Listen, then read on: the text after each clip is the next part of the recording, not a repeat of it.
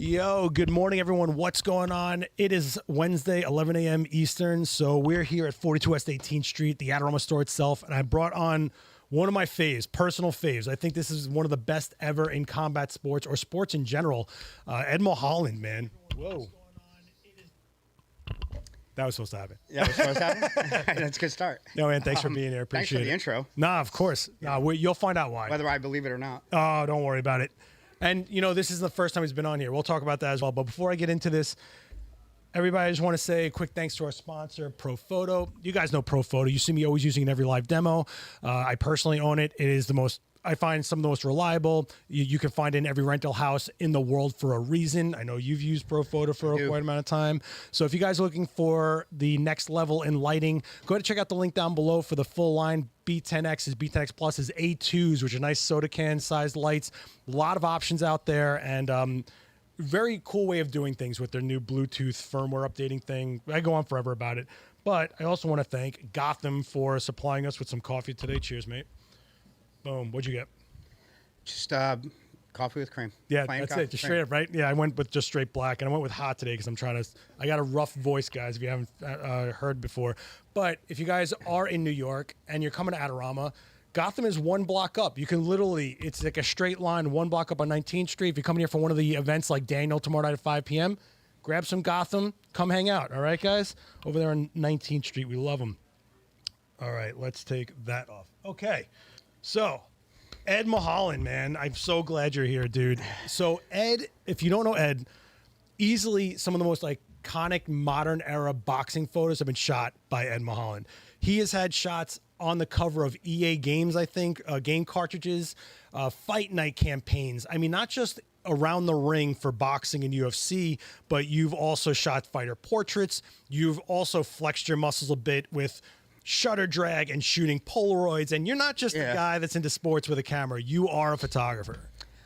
I just, you know what? I do anything that is fun to me. That's it. That's really what it is. So the Polaroids were fun, so I play with that.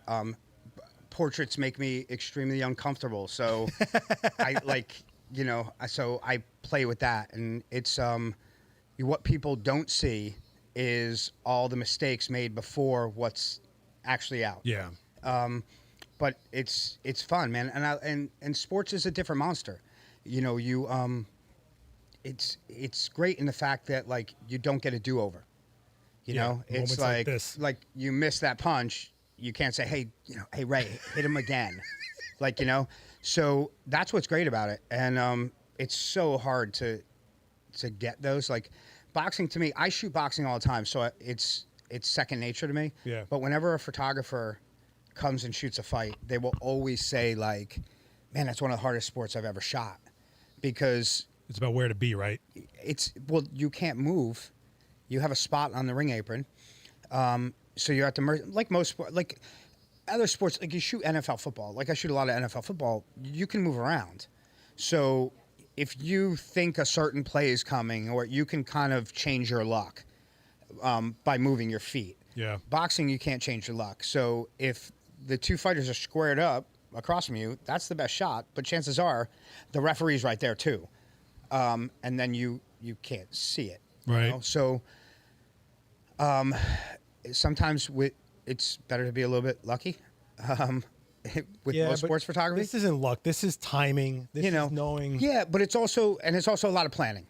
It is a lot of planning. So I'm lucky enough where at the level I am and who I shoot for that I can kind of pick my location on the ring. Sick. And for our shows, for Matchroom shows, I'm actually the one stickering the ring where the photographers go. So wow. Chances are I'm going to have a good spot. So the ones, those ones there, that's at the theater, Madison Square Garden.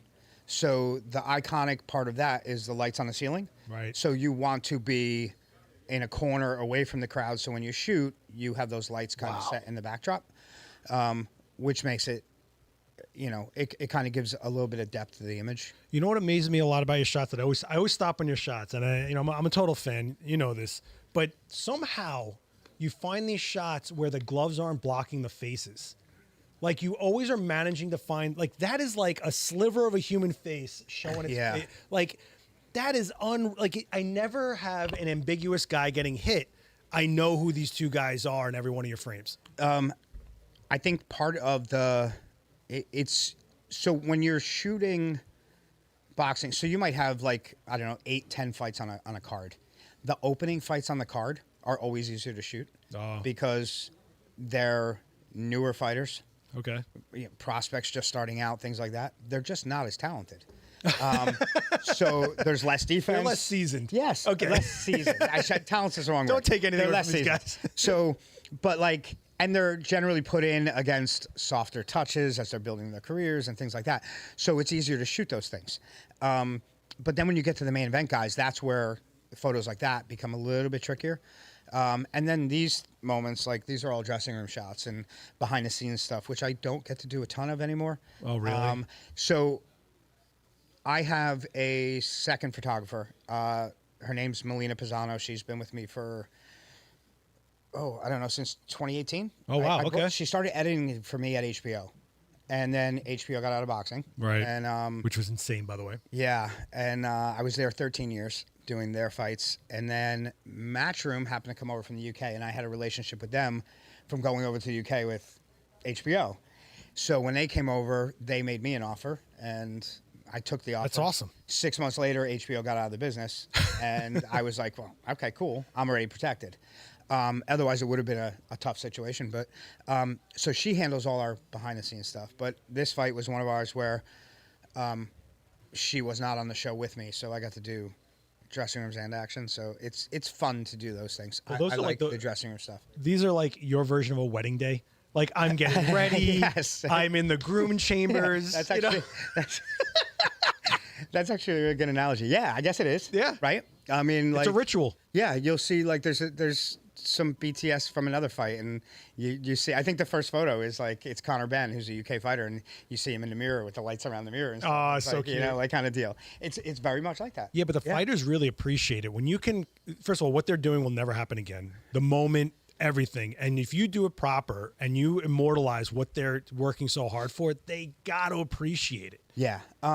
I think that's kind of one of the cooler aspects is like when a fighter reaches out to you and say, "Oh man, I really love the shot," you know, thanks, or you know, things like that. And it you know, it doesn't happen all the time. And these guys are, you know, top athletes, and you know, they have a million different things going. They got to take care of their sponsors and stuff like that. But do you think they ever like look around the ring for your red hat and be like, no, let me punch you over here near Ed? I've had fighters come up to me and like when I'm on a show, and actually, a UFC fighter, Michael Chandler, who's a big UFC fighter. We were at Prudential Center, and he was doing a Instagram Live or something, cage side after the fights and all. And I just happened to walk by, and I love Michael Chandler as a fighter. I've never met him. I had no idea he knew who I was. And all of a sudden, he's like, "Yo, check it out, check it out, check it out." And he calls me over, and he's like, "Look at this red hat, people. Look at this red hat. You see this ringside, you know it's a big fight. You know it's a big fight." And I'm sitting there going, I had no idea this guy even knew who I was. Like, That's kind of so deal. cool. Yeah, so it's kind of nice to be recognized by fighters and things like that for what you do. But that's the realist. Like it's not just someone being assigned to something. You're part of that culture in that sport. You're able to see things others aren't. They respect you for it. That's a big deal, man. That comes earned. That's not overnight. That's earned.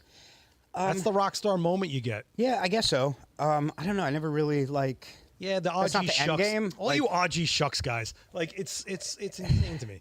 But it's. I mean, look, I just like. I mean, listen, I still go crazy when I produce like an image that I know. Like, if there's an image that I really love, that's more to me. Like, Yeah. Like, you know, and sometimes it's not the image that anyone else would pick, but like, I did a UFC show 2 weeks ago, and you know, I had some great action stuff, and I think the 2 photos I posted were both like jube shots, like jubilation shots, and like. It was Celebration. Yeah, it was like, I mean, because they were defining moments Right. for those fighters. So I was just, and that's really, I think when you look at it that way, like all sports photography, at the end of the day, like your action shots are action shots, but what you're trying to do over the course of a fight or a football game or a hockey game, whatever you're shooting, is tell the story. So if I put photos out there and someone can look at those photos and tell the story of what happened at that sporting event, then I did a pretty good job. Well, you're a press photographer, really. You're just happening to cover sports. Yeah, that's really what you are, and you're telling the story. So, you know, it's actually it's funny you mentioned the whole press photographer thing. So like when I'm covering a hockey game, like I did an NHL game last night. Last night was a little bit different. I was shooting for ESPN, so it was more of images that they're going to use to promote the playoffs and things like that. But when I'm shooting a lot of that, I'm shooting for USA Today. So I'm shooting editorially. I'm telling a story. Your focus changes completely. Right. Whereas last night, I'm chasing Austin Matthews around the ice, trying to follow him and Mitch Marner and the Maple Leafs guys who are going to be going on to the playoffs. And Austin Matthews, you know, big part of sports is knowing stories going on in the game. He scored last night. I think it was his 66th goal. He's 3 away from, if he gets 4 more goals, it'd be the most goals scored in a single season in 30 years. That's or whatever. wild. So that's kind of what's going on. So you need a bunch of stuff of him and Marner and the guys around him for the playoffs. But like, you're kind of telling that story. But now with Matchroom, I'm working for a promoter. So now I'm not necessarily. On fight night, I'm telling the story in the action because we send our stuff out to all the news sites. Right. But during the week, I'm really doing promo material. Yeah, sure. You know, for sure. Absolutely. it's just It's campaign. it's artwork for the in-arena graphics. So like when the fighters walk out and you see the big screens and everything with the portraits and everything on it. Yeah. You know, we shoot those on Wednesday. Our graphic design team turns around, puts it all out, Yeah. and boom, fits it on the screen. I've always wanted to shoot those. It's cool. Dude. You know, I mean, you do a ton of portrait stuff, and the problem with sports portraits No time. is no time. You never have time in regular portraits. I got news for you. Yeah. If the more you want to shoot someone, the less time they usually have. Yeah, so like if I'm working with a bigger fight, so like Canelo Alvarez, who's one of the biggest fighters on the planet, I might have 5 minutes. And it's 5 minutes to do every portrait pose we need for television. Yep. Which is pretty much boring stuff. Little bit of rim light, 2 lights 45, flatly lit, that they can pull off to do the tail of the tape and this and that, and it's boring. So then you want to come up with... Yeah, it's consistent. It's consistent. It's consistent. It's lit the same way, so all the television graphics are done. So you try and get through that stuff as quick as you can. And in camera. And, right. So then you can have fun. And you know, so then you can do the shutter drags, the motion blur, the smoke, the colors, like things like that. So yeah, so like that's a recent one, and you know, I think we did that in 2 takes. You know, and that's just simple fade to black. You know, light off the side, but like this is I'm on a rear curtain sync. Yep. I'm on a bulb exposure, and I'm actually handheld. And I just basically time it out in my head, and you kind of get a sense for where it's going to be. And I'll tell him like, okay, go, and he'll just shadow box. And he's actually got 2 lights in his hand. Yeah, you can see. Yeah. And then he's what he didn't do on this. He was supposed to drop both the lights. And he left the one in the backhand, but. So you see a little white coming through the knuckles? That's part of it. One, you're working with people who aren't models, that don't know what you're trying to do, that are just like, you're giving them direction the best that they can in a short amount of time, and you're trying to do some cool stuff. Yeah. And shutter drag is such a feel.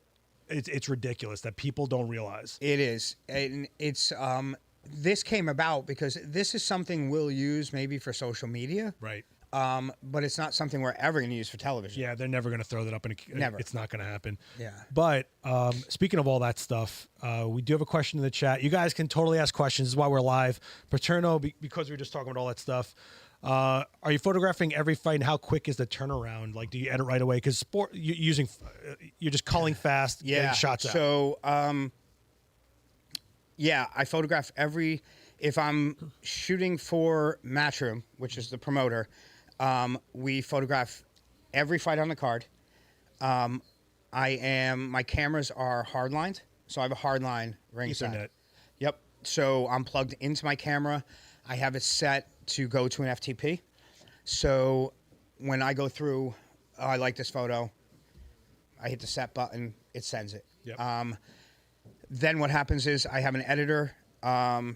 It's usually Dan Bartel. He's in Chicago, and he's just sitting at home, and dude's a rock star. He's got like 3 TV screens. He's logged into my DAZN account. He's watching the fights. He's got 400 captions made in advance for every fighter. Sick. So he will literally, I will be dropping images in real time. He'll be pulling them from the server, cropping them, tacking a caption on, and loading it up to our Photo Shelter account. So we're pretty much working live. I would say the fighters, let's say the fighter walks out for the start of the fight. Yeah. I shoot his ring walk. Those ring walk images are out to the media before the start of the fight. So ill. Yeah. About 60 seconds maybe on a turnaround. Yeah. Yeah. So for all of you young guns that always ask me, I don't understand why flagship cameras have an Ethernet port. This is why. You can't play games. It has to happen now, especially in this era where people are wondering like, oh no, we need it on social like before it even happened. Yeah. It's kind of nuts, right? Yeah. Do you feel a growing pressure from a new media sense now? It's changed. I think it's completely changed the industry. So yeah, sure it has. a lot of times we're shooting more, especially with a promoter, you're shooting for social media more than you're actually shooting editorially. Right. So yeah, it has changed it. There's also a very big need to be fast. Like, I mean, you always had to be fast for news. Yeah. But it's even faster now for social. Because people, well, also for sports, they're looking for results. People are trying to find results right away. Yeah. It's not just a story. So it's funny. Like when I grew up a boxing fan. So, but the thing was, it was like my dad. Oh, and happy birthday, Dad. So my dad. It's his birthday today. My dad he'd come home from work and I'd be like, "Hey, Dad, how's it going?" And he's like, "What do you want?" I'm like, "Can we go to the store because the boxing magazines were out, and I wanted new boxing magazines because that's how you got results. Right. You'd flip through and like because there was no of the moment results. There's no social media. There was not like none of this stuff. So like now it's like, and sadly, like I mean, the entire industry, like in sports, magazines have pretty much gone away. Yeah. Well, they're digital now. Yeah, but which is basically them having a social media account. Yeah, basically is. Yeah, and but it's not the same, and it's kind of killed a big facet of the industry to where you could actually get involved and license images. Yeah, that's true. Because now that it's digitally based, the licensing fees have dropped tremendously. And but like, let's say they're like, we're honoring Lennox Lewis, and they want stuff from his early career. If you're the photographer that shot some key images tonight, you can kind of make a good living. Yeah, you could do slinging those out again. Yeah, you know? I mean, it's but if you're a freelancer, and you're independent, you're always competing against Getty and AP and USA Today and their wires. Right. And since every outlet is pretty much connected to one of those, it's tough unless you're aligned to get images in front of people looking for images. Because they're always going to go to the easiest point. Yeah, absolutely. And that's the easiest point. So. Well, actually, that kind of goes in with Melanie's question. She's like, how would someone new get to photograph a fight? I've worked as an inspector at some fights, but I really want to be taking pictures. They've actually shot MMA. I've seen some of their shots. Okay. So I guess the question is, well, how do you get going? So it's really tough. It's weird, right? Do you connect with a fighter? Do you connect with a venue? So you can connect with a fighter. I actually started with, I mean, my whole start is just bizarre. He had a corporate job, kids. I did. I had a corporate job. I was working for like a pharmaceutical company and, you know, suit and tie and blah, blah, blah, and hated it. Except for the golf. The golf was great. But it was like, I went to a fight. My brother had tickets to a fight. We were boxing fans. I took a camera to a fight. I took some photos from ringside. Like, I wasn't ringside, but I was like, we were in the third row or whatever. And I sent them to a website. So now boxing and UFC, to an extent, they're very internet-driven sports. They started, boxing went to basically being an internet-driven sport. UFC started as an internet-driven sport. The only people covering it was like MMA websites. Okay. Now they've gone beyond that, and both sports have mainstream coverage, but they're still the main coverage focus points are internet-based things. So you can always contact websites and be like, hey, do you have anyone photographing this fight? Your smaller websites are probably not going to pay anything. Right. They might pay you a small fee, but you can get some experience. I don't ever advocate working for free. Yeah. But I'm also going to tell you that I did. And but this is where I come back to the magazines. So when I started, I was getting very small money that barely covered my expenses to go shoot a fight. But I could take those images and shop them around to all these boxing magazines, and I might make $500-$600 in licensing fees from a fight. So, okay, cool. So I made that for that night of work. You don't have those magazines anymore, so you don't have those outlets. So it's a little bit harder, and to get to one of the bigger positions. But if you do good work, someone's going to find you. Right. That's the thing, is like that camera you bought is not doing anything, collecting dust. It's okay to work for free until you put a line in the sand saying, I'm worth this. And then you have to find someone that finds that value in you to pay you that. But it's not like when I was shooting BMX, there was no money. I was a rat kid, and I was shooting film that cost me money every time I shot. And I was praying I got a page so I could pay for that film. Now it's like, you already paid for every one of those pixels. Go shoot. We were just talking about this before we went live. You make your own opportunities, right? So if you, I'm guessing, would develop a relationship with a fighter, go to their fights, keep on shooting their fights for them. After a while, they grow, you grow with them, and then you're known to other fighters that were, you connect, you network. You have to be in the game to play it at some point. It's up to you to draw that line of when you are ready and when you think someone is ready to find value in it. Yeah. I think. It is. And, part of, I turn down assignments now if I'm not getting the money, I think. Well, you also have to pay other people now. You have a team, don't you? I do, but I'm not the one. I'm not really paying the team. Matchroom is paying the team. Yeah, but that's what I'm saying. Is like if you were to do something independently, you'd still have to find resources from. Yes, if I were to go out and if I were doing something on my own, but it's, not really. It's. I make an agreement with the client, and I build those things into what I'm going to need. So, like, the client's aware. Like, if you want a turnaround of these images in real time, well, then you're going to have to pay an editor. Exactly. That's going to be in my fee. That's where if you're shooting for free, you're not responsible as much. That's what I'm guessing. Right. At. Yeah, you're not. Yeah. You're not. If you're doing it for someone and they're not going to pay you, though, then I'm not saying don't do the job. I'm just saying you don't. I guess it depends. It depends on what stage of your career you are. Yeah. But keep this in mind. If you start doing stuff for free, you'll always be the free guy. It's always harder to charge. Yep. Because now that client that you did stuff for free, it's like, okay, well, now, I can't do this. I'm going to need to charge this. And they're going to go to the next person that's going to do it for free. Right. But that's when you look for the client that's already conditioned to paying for quality, for service, for level. Yeah. You got on that random blog website. Now it's time for you to get into ESPN, right? There's a difference. Right. Now, but do keep in mind the level of the client. It's going to change what you're going to get paid. Yeah. So if you're shooting for a top client, you can charge and you're going to get top dollars.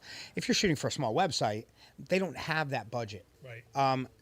But as long as I'll put it this way, if you're comfortable with what you're getting paid, that's great. Mm-hmm. If you're okay with it. But I've had, look, at HBO, that was like the top. If you're looking at photography, that's the top job in boxing was HBO. And I grew up watching HBO as a kid, so to get that job was crazy. And to get it and not even have applied for it was even crazier. That's cool. Like, they called me. That's so cool. And at a point where I was like, oh, man, I would love to shoot for them one day. And I hadn't even thought about applying yet because I didn't think I was at that level. And they called me, and they offered me like a 3-month trial contract.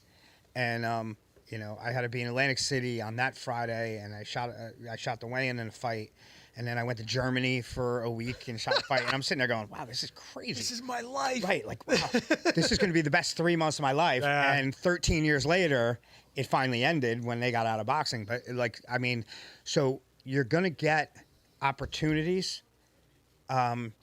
Sometimes you have to be really lucky to get those opportunities.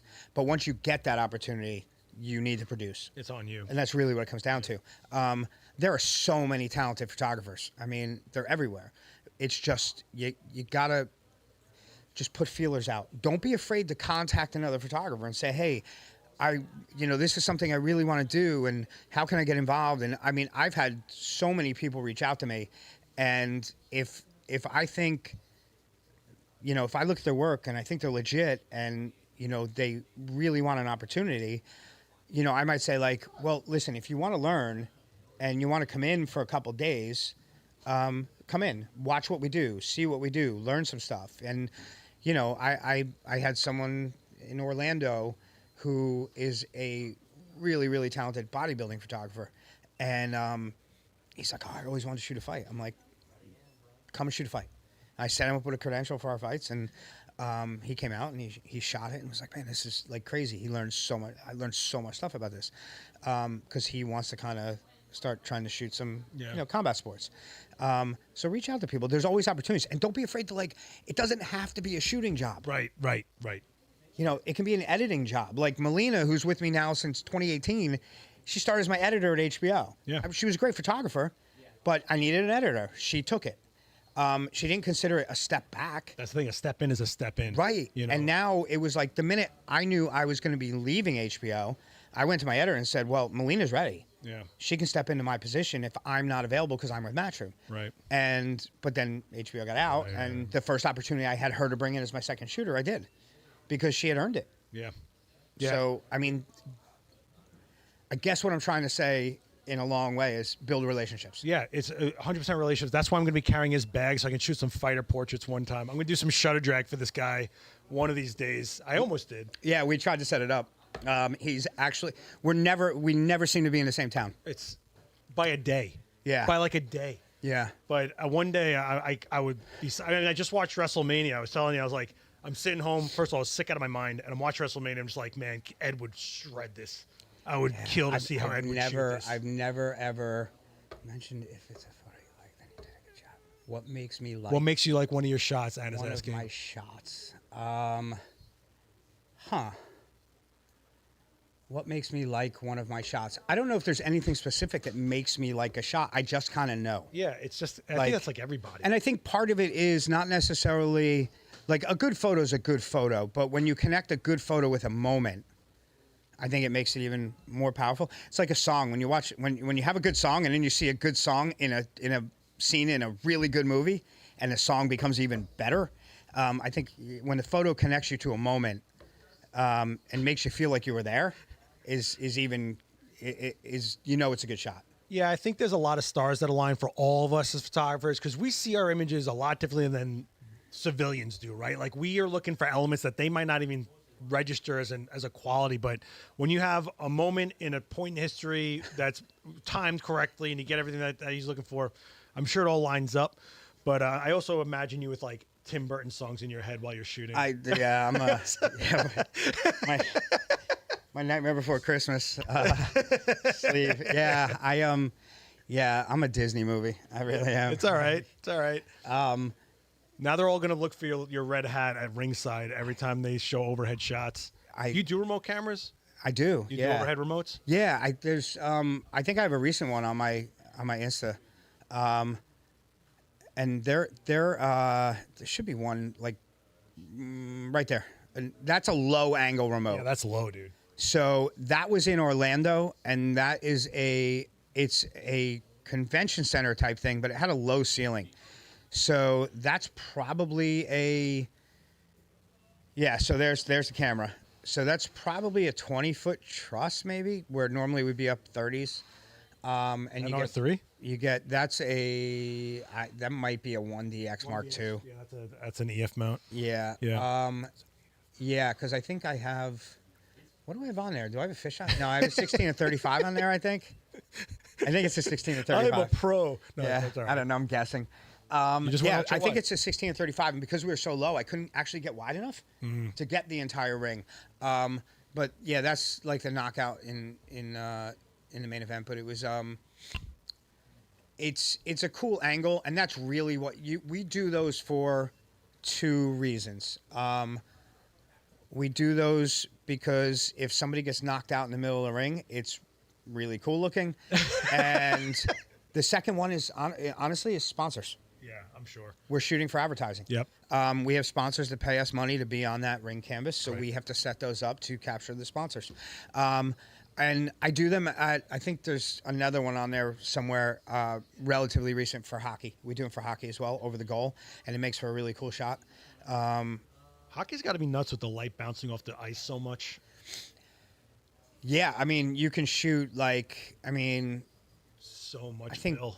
like- So much. Devils game last night, I was at, I think, 1600th of a second at F4 at 2500, and the lights, it's great in a good arena. I mean, if you're shooting like, high school hockey in a dingy arena, it's a little tougher, but you also you're not shooting through glass like you are at those arenas. You're shooting through a photo hole, and although hockey photography's changed completely because I don't know if you say we have that door now. Yeah. So because a guy got his finger broken, Wait, what? Well, first of all, explain this. All right, so when you shoot hockey, there's a photo hole. It's about yay big. That you literally stick your lens through, by the way. Yeah, But so- you can't stick it in. Right, so your lens is only allowed to go in 1 inch.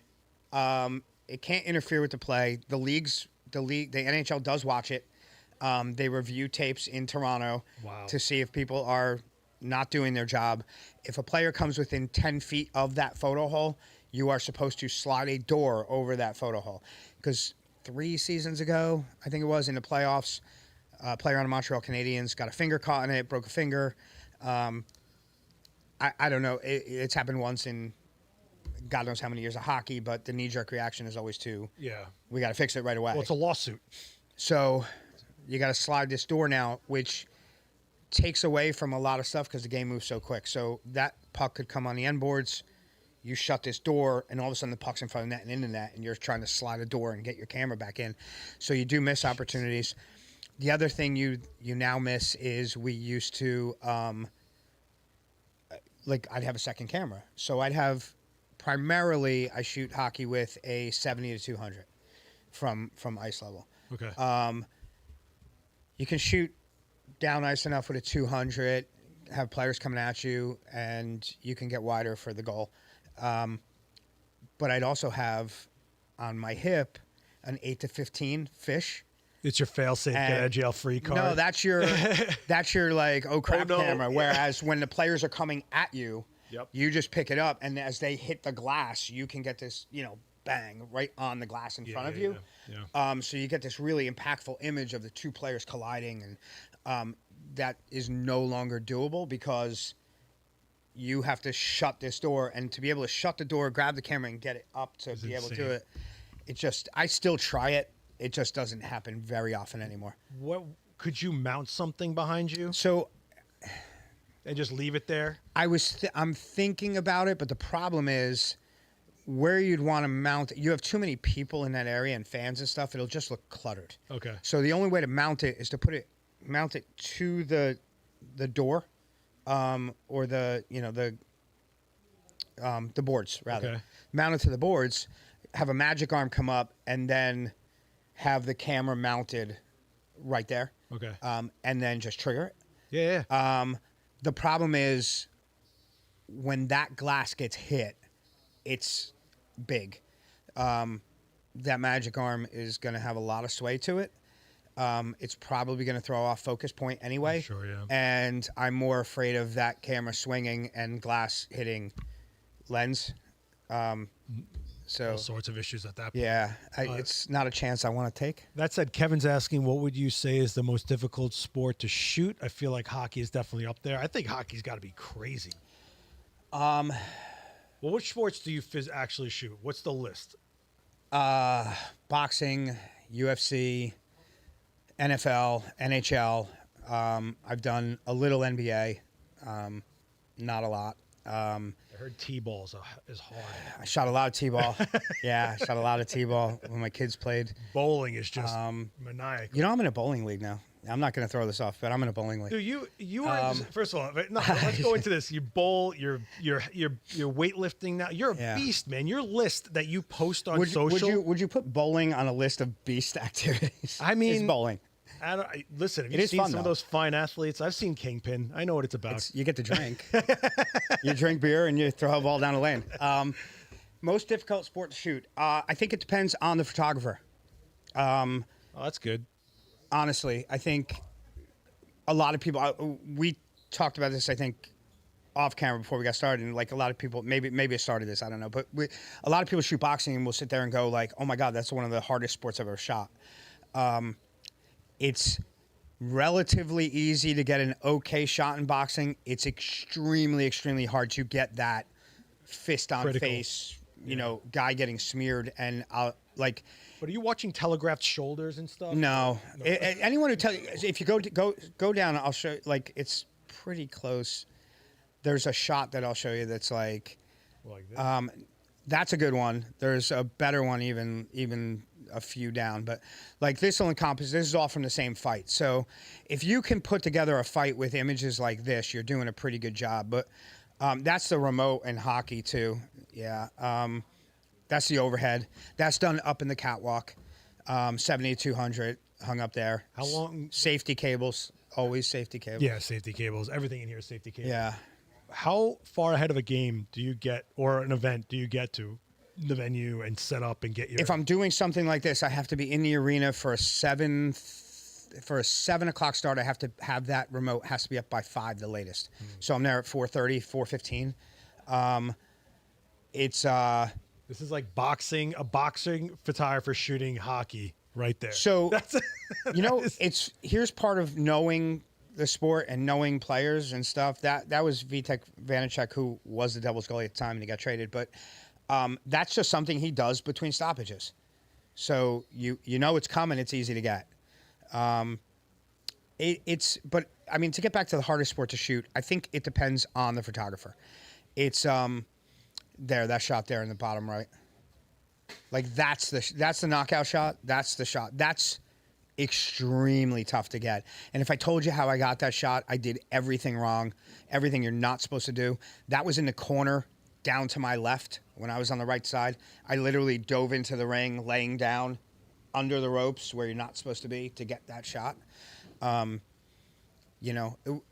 number one of sports photography, though, that was the punch right before the uppercut.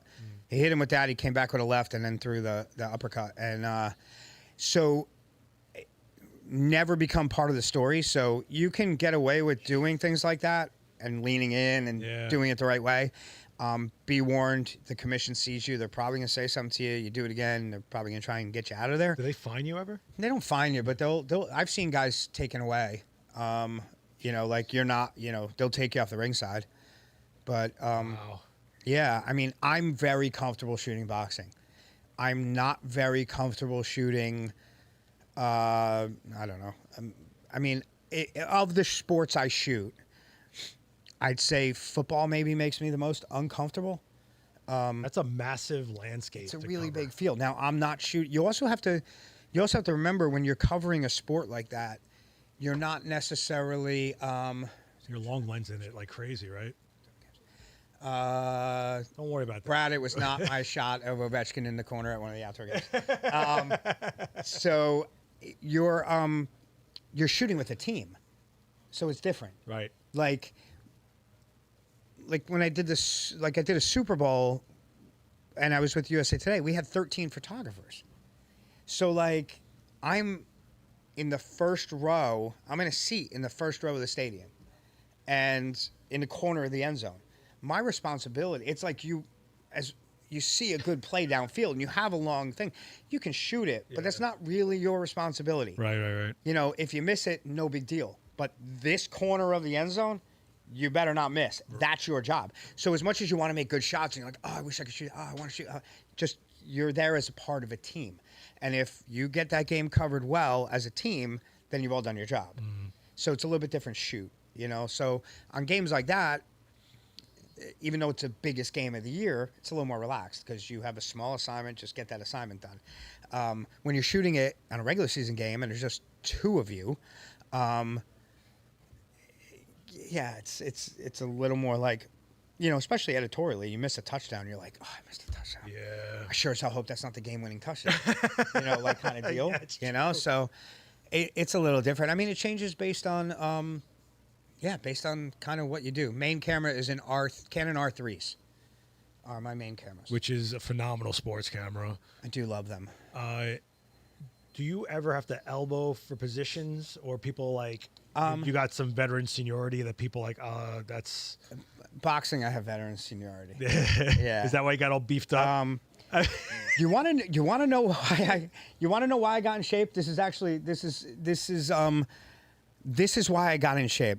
And I mean, serious. His list of what he does, his meal routine, everything on social. This guy is serious. I got in shape because I was very out of shape. Somebody sent me a photo of myself in Manny Pacquiao's dressing room, and I was like, how long ago was that? It was 2017, and I'm like, man, I'm really fat. Like, I was out of shape. And I'm like, okay, whatever. And I never really realized it. You get complacent, whatever. But I'm doing an NFL game. And you getting winded?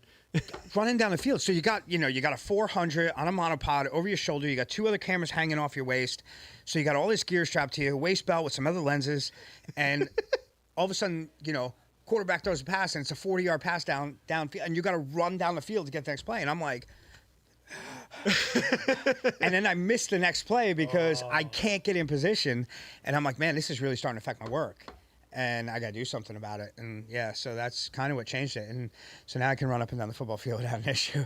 People don't understand the supplemental stuff we have to do to get ready for things. Like when I actually get into the gym and do cardio for trade show season, I'm serious. I'm lugging 4 cases of gear around the country. I'm speaking for 2 hours straight, carrying the energy of an entire freaking crowd. Yeah. Same thing with any other thing. You're forget about the fact that it's photography. You're carrying weight on your back. You're carrying weight on your hips. You have to be ready. You can't be tired at the moment. You've got to be ready for. And what's that thing? Holding steady instead of breathing hard. Yes. Yeah. Camera shake.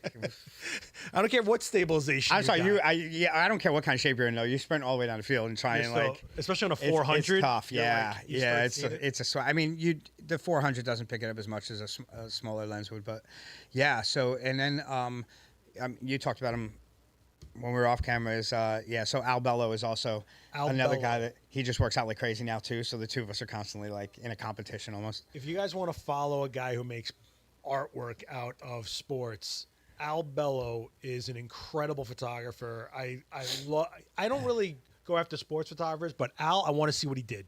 There's something about the way he thinks and the way he shoots, and you and him are like my guys.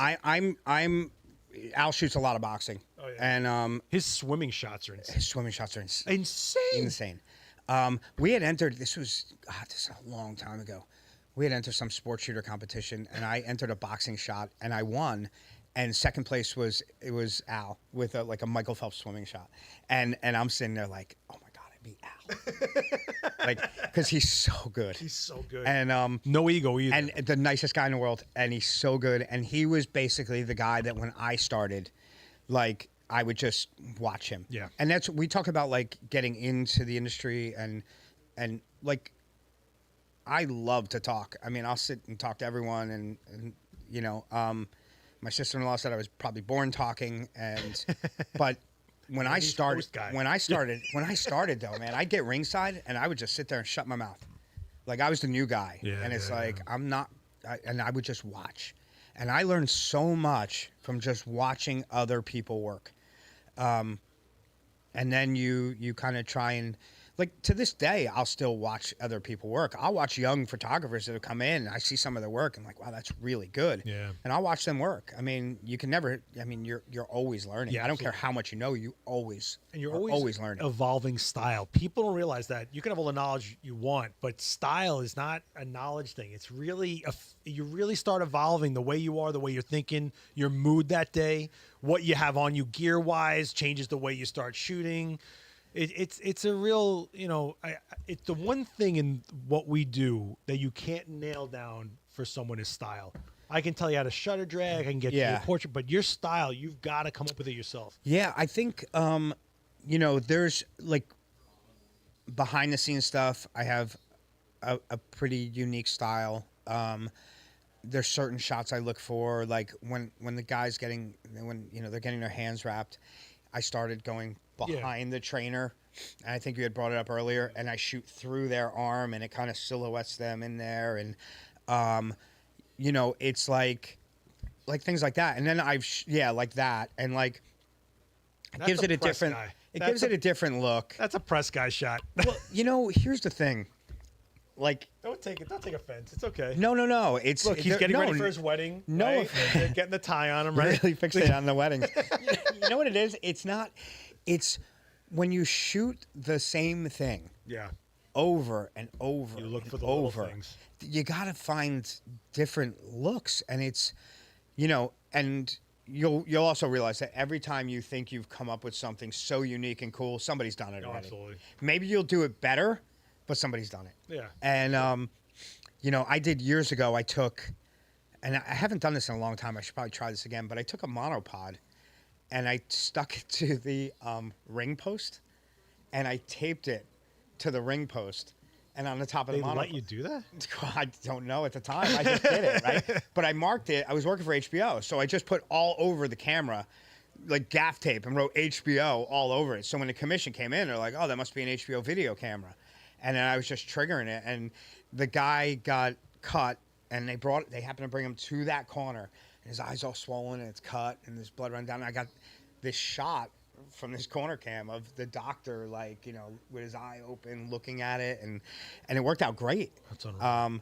But I tried it another time, and I got the whole thing set up, and then they come in to finish the audio, and they put a boom mic thing right in front of it. And I'm like, oh, all right, great. Take the whole thing down. And that's probably the hardest part about creating unique images today. Is the enhancements with production often get in the way of making good, clean images. You know what I mean? Like, I get robot cams and all that stuff. Yeah, so like I don't know when this was, maybe 10 years ago. Neil Leifer, I guess. Which you should all know who that is. Yeah, if you're into sports photography and don't know who he is, go find out. Like the famous Muhammad Ali shot.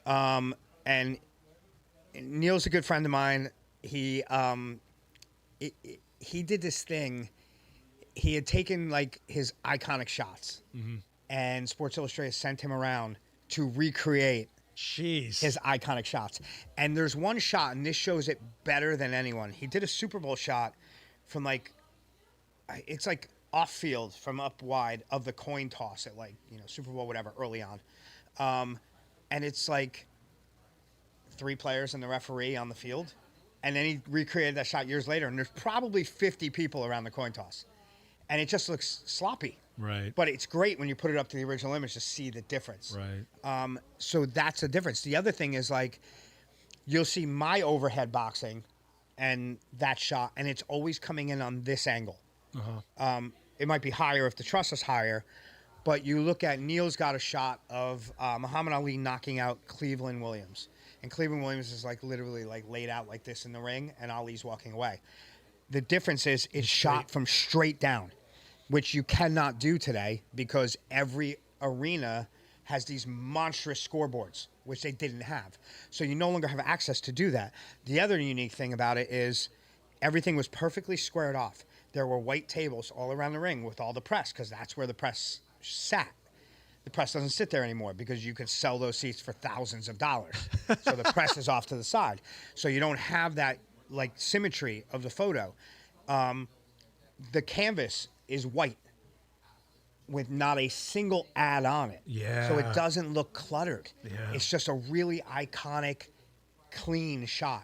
And a lot of sports photography, the really good shots are clean. Yeah. And that's really tough to get. You really, so when you get to an event and you have a choice of where you can shoot, you never know where the action's going to end up, but you can control the angle you shoot at to make something look clean.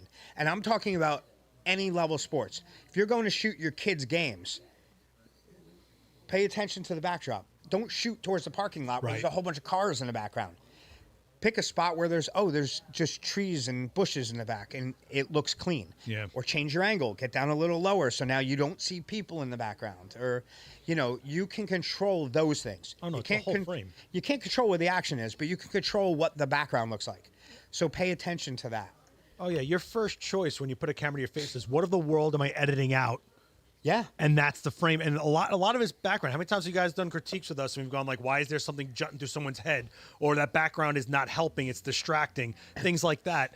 It's crazy because when I saw WrestleMania, it was the first time that they put a sponsor in the middle of the ring. And I was like, this is the most distracting WrestleMania I've ever watched. The whole ring was LED boards of like Snickers. And I'm like, I get that everyone's got to get paid, but this is killing me. But if you're raised watching it this way now, I guess you don't mind it. But we watched it. It was so this. And now I'm like, this is annoying me. Like, You watch, God, I was watching, so like I'll shoot, if I'm home, I'm generally shooting the Devils NHL season. So I'm usually there. Jersey boy. But I was, I like the Devils.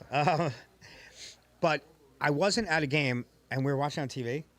And because I'm at so many sports, I never even realized this. But like, you have the ads on the boards at the game. But then on TV, another graphic. They put graphics over those ads. So they're like double selling. I mean, it's brilliant. It's nuts.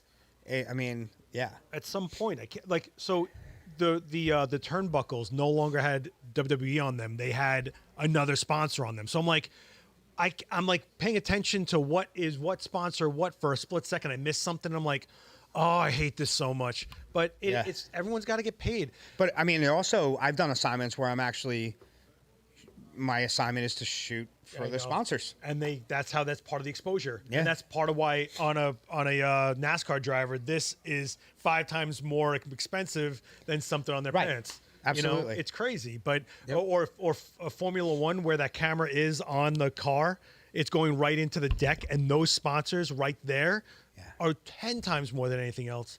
Before I get to your question, Brad, I just want to ask you: have you ever thought, or can you even do a body cam kind of thing? Because now you can have you can mount cameras to yourself. So we've played around with the Insta360 stuff. Yeah, we did. Yeah.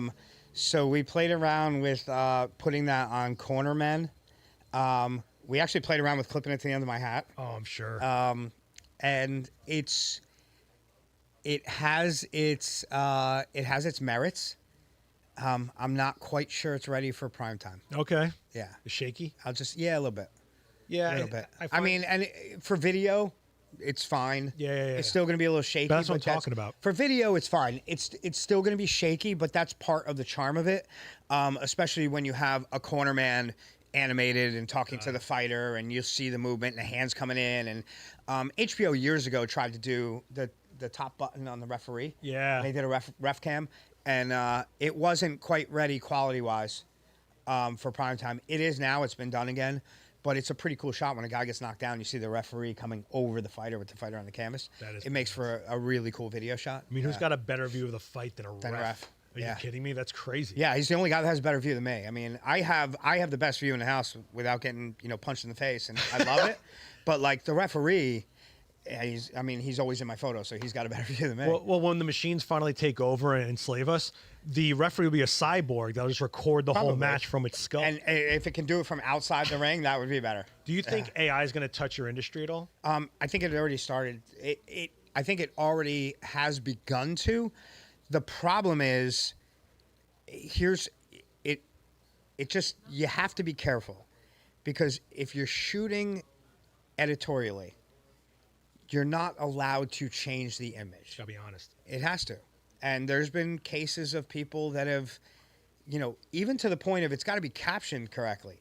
Mm-hmm. Like, there's been cases where someone captioned a photo. They missed the shot that they needed, and they took a photo from earlier in, the at-bat or earlier in the play and captioned it as the swing that... That's not cool. And, you're fooling the viewer and you're fooling the reader, and that's something that you don't really work in the industry anymore after something like that. Your whole job is to deliver the honest story, but I think that's where AI is actually going to come into play in your world. Imagine cameras that not only have face recognition, but actual identification recognition. So I know I'm shooting Ed. It's already captioned from AI. If someone doesn't have to sit there and punch it in, it's already knowing that Ed's face is Ed, and then the caption shows up in real time. Yeah. So this like, you know,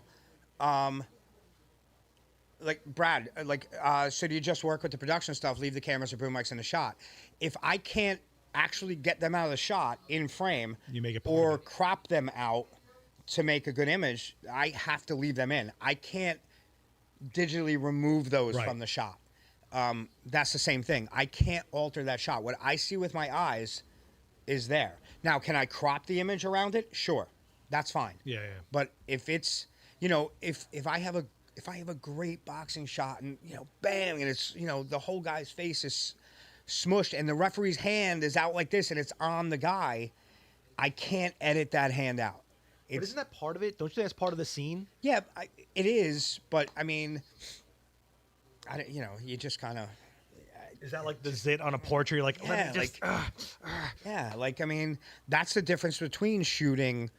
Yeah, you harken back to weddings, so that's the difference between shooting a wedding where I can touch everything up, or if I don't like the shot I just got, I shoot it again.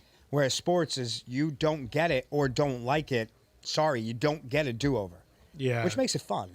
Well, you know, but that's why it's such a high profession in our industry. Yeah, I agreed.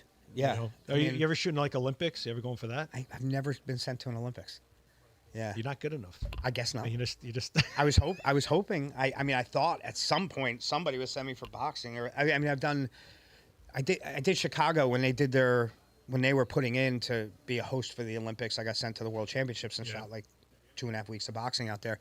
I'd really love to do a Winter Olympics and hockey. Oh yeah, you're much more so than boxing. Really? Yeah, hockey would be I would love to cover Olympic hockey. Wow. Yeah, that would be if I had a pick, that would be the pick. There's a sport you haven't touched that you want to touch. I'd love to see how you do skating and BMX. I'd love to see how you did My World. Yeah, that would be cool. I would love to. You know, it's. I had talked to my editor at ESPN about maybe doing an X Games. X Games is now it's different. Yeah, but when I was over there, it was hectic. Yeah, I'm curious to see. Like, I mean, I'll shoot. Listen, let me put it this way. I guess this would be the thing to say.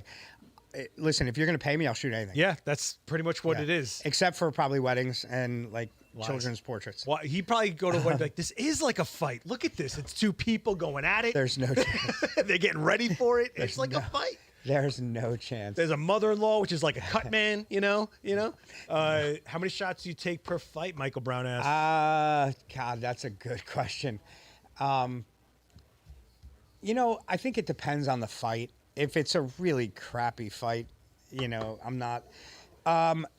Here's the thing with boxing. Key moments, right? Yeah, well, the thing with boxing is the fight can always end with one punch. So, like, whereas if I'm shooting baseball, you know, I'm going to shoot everybody's at-bats the first time through the order. But if it's not a monstrous key, if a team's up 5 or 6 runs, you're not necessarily shooting nearly as much as you would if it's a close game. Yeah. You know, same with football.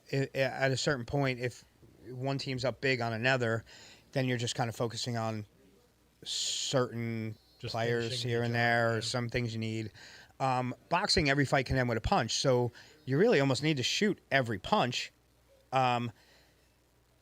If you're at a bad angle, like if they're across the ring from me and I can only see their backs, I'm not going to shoot it. I'll be prepared. If a punch lands, I'm not going to be able to see the punch anyway, but if a guy gets dropped on the ropes, I'm ready to shoot that guy walking away. So I'm also... You also got to shoot the aftermath. Right. And sports, as far as sports go, my feelings are shooting sports tight is the right way to do it. Oh, yeah, You want, like, if you shoot it wide, I don't want to look at empty space before I get to what's going to draw me in. So I shoot very tight. So for boxing, I'm shooting waist up. But when a guy gets knocked down, I'm immediately going wide. I want the referee counting. I want the guy on the canvas. I want the guy walking away celebrating, whatever, tell the story. Same thing with UFC. I shoot a little bit wider because guys can kick. So legs are... The cage has got to be annoying to work with. Cage is very annoying. But so difference between boxing and UFC, if I'm shooting boxing, I'm generally shooting on a 24 to 105. If I'm shooting UFC, 95% of my shots are on 70 to 200 because you're off the cage a bit. And you're blowing through it. Yeah, so if I'm shooting on a 70 to 200, especially if they're mid-cage or further, you don't even see the cage in the shot. Yeah. You won't even see it. Yeah. As they come closer, yes, it's gonna come. It wreaks havoc on Autofocus. Sometimes. autofocus, so you manually focus it a lot, which is another special talent. I mean, because you don't have to autofocus a lot of sports. Yeah. But as cameras get better, they, do work a little bit better around the cage, but you still need to manually focus. So how about let's say there's let's say there's a punch knockout, right? Do you ever Yeah. get caught a little off guard by like the crazy surprise of a moment, and then you're just kind of like, or you're just so focused in on shooting that it doesn't register you to like the magnitude of a moment? Like, you ever get caught by a moment, you're like, got the shot? I Like, don't think so anymore. But it's crazy. I mean, the think sound. I mean, Yeah, I mean, I've shot some really big fights and big sporting moments, and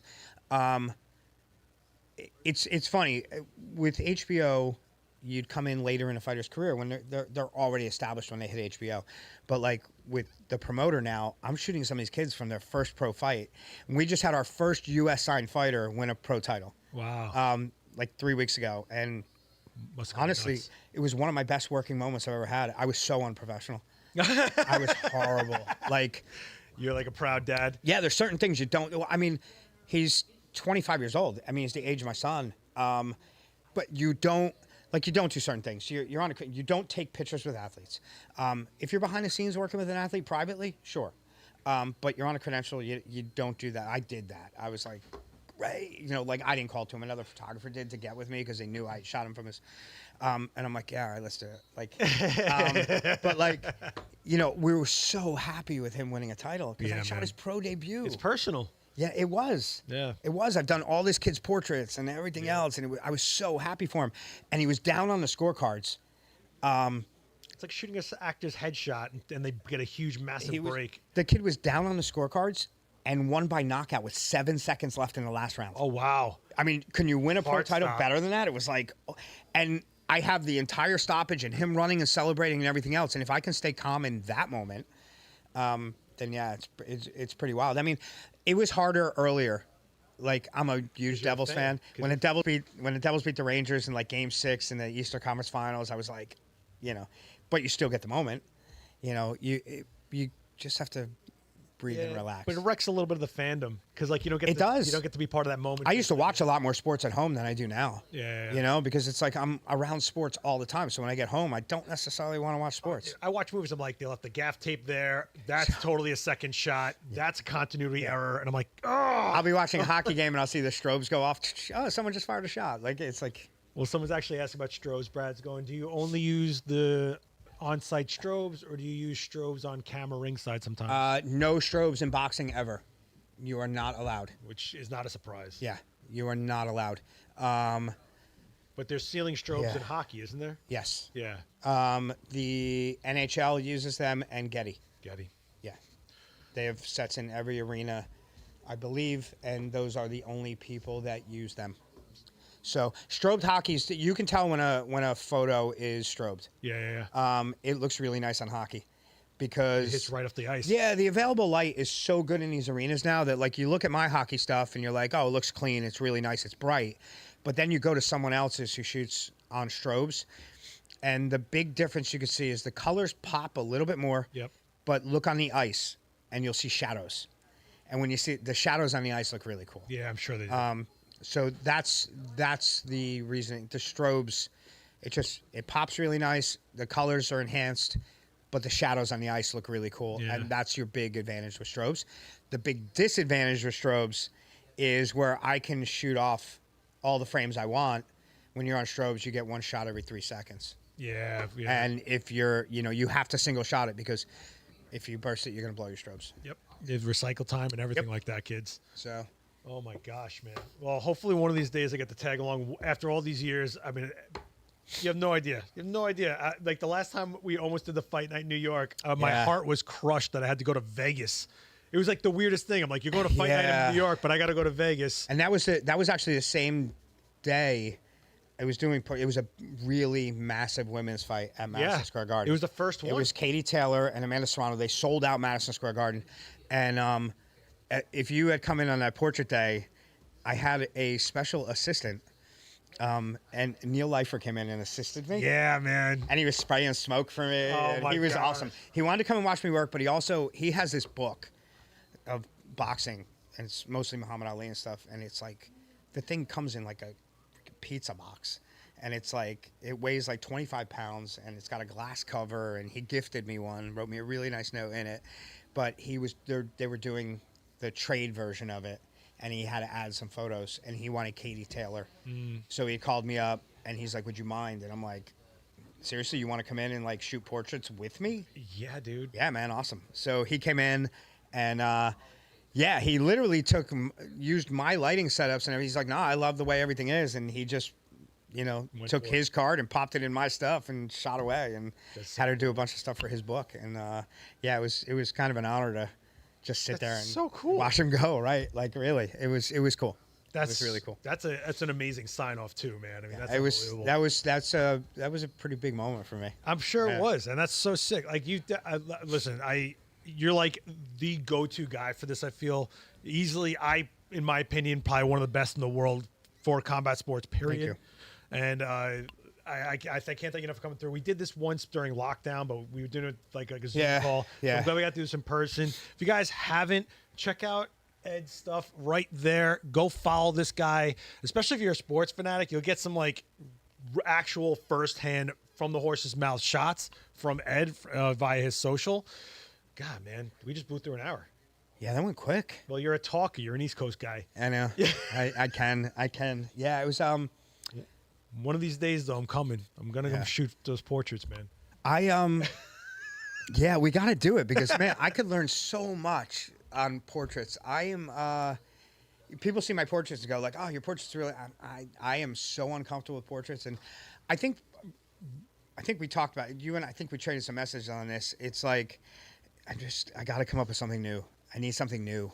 Well, my thing is like a lot of people try something new, but what they end up actually doing is throwing a gimmick at it instead of doing something for the portrait to elevate it. And I think that's where a lot of traps happen. I would like to try some different styles of shutter drag with what you're trying to do. Yeah. I do love your Polaroid stuff. I think that's super fun. So I have a book at home, and it's a Polaroid of all the fighters that I've shot portraits with. Just publish it. So I fire off 2 Polaroids, and I have them sign one, and then I give them the other one. And I have this book of all these fighters. It's the only thing I tend not to take photos with fighters and anything else, but I have these Polaroids.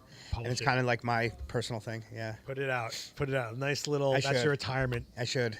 Yeah. Some are so bad and some are awesome, but it's a Polaroid. So, that's the point. It's just raw. And we're doing them inside, and Polaroids need a monster amount of light. I'm missing the S at the end of.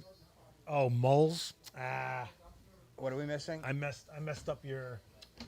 I messed up your social. Like Moles 96. Like a jerk. Hang on. No, it's in there. No, that's all right. Yeah, that's it. Oh no, yours. Oh, whatever. Who cares? You guys know who I am. Yours. Yeah, mine's correct. Whatever. Yeah, there you go. Who cares? You guys know who I am. Yeah, that's my Instagram. And like someone mentioned it earlier about getting into boxing and stuff, and I hesitate to do this, but you can always drop me a line. Oh boy. But this is really what the industry is for actual working professionals. This is it. It's touchable. Go assist. Go reach out. I've had so many young photographers reach out to me, and if it's legit and it's viable and I could get you into a show, I do my best to help people out.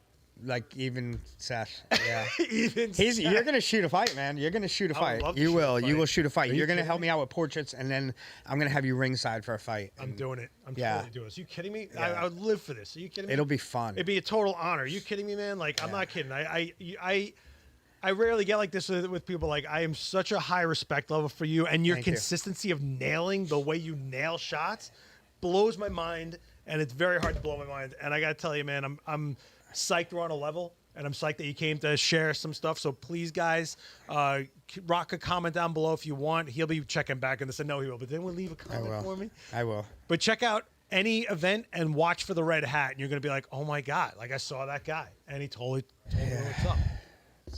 Anything you want to promote before you're out? You good? I don't really have anything to promote. I'm going to get him to do more workshops. I'm going to get him to go to some trade shows to get some talks going. He's been pushing me for a long time. He did one. Okay, fine. Check out the sports photography workshop on this channel. My guy did it for the first time and was one of the most impressive instructors we have ever had at Adorama. And that was the first time he ever did it. So check out the sports photography workshop on the Create No Matter What playlist right here on this channel. It's right after the Halloween workshop, which was awesome. Yeah, just one of these days, I'm going to have you shoot some Halloween stuff. I do it. Yeah, like I said, I'll shoot anything. You got a Tim Burton sleeve. You're totally I'll shoot doing anything. it. Yeah. Yo, man, I do so that. much. Awesome, man. Thank you. Appreciate it. Awesome. Yo, thanks everybody. Have a great rest of the day. We'll see you on the next one. I'm not sure who the next one is, but we'll see you. Oh, we're going to NAB next week, so keep watch on this channel for that. And Daniel Norton is live 5 p.m. tomorrow night here doing some live shooting. And don't forget, Adorama Events on YouTube is the new channel. If you aren't following that, you're missing everything we do here is free education for you guys. So Adorama Events. Later, guys.